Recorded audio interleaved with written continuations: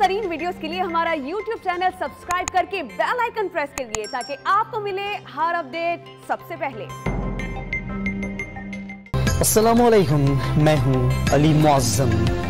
लाहौर में सूबाई वज़ीर असद खोकर के बेटे की दावत वलीमा में फायरिंग से जख्मी होने वाले उनके भाई मुबश्शिर खोकर दौरान इलाज दम तोड़ गए।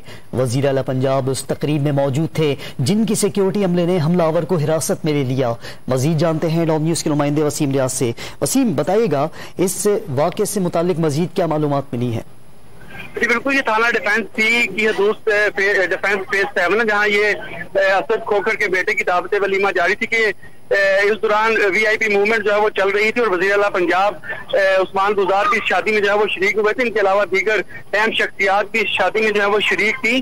शबाब गिल के मुताबिक वज़ीर आला पंजाब जब वहां से रवाना होने लगे तो उनकी गाड़ी के करीब जो है वो हमलावर पहुंचा जिसने वहां पर फायरिंग की, जिसके नतीजे में 2 अफराद जो है वो जख्मी हुए।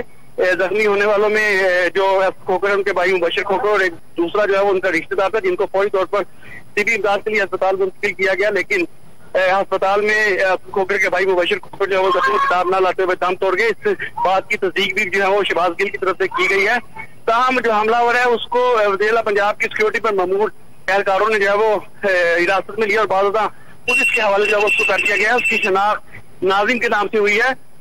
इस वाक़े के फौरी बाद पुलिस के आला अफसरान और दीगर पुलिस जो है वो मौके पर पहुंची जिन्होंने तमाम एरिया को जो है वो कार्डन ऑफ कर लिया है और जो मुलजिम है उसको तफ्तीश के लिए थाने मुंतकिल कर दिया है। तो हम मजीद तफ्तीश जो है वो इस हवाले से की जा रही है।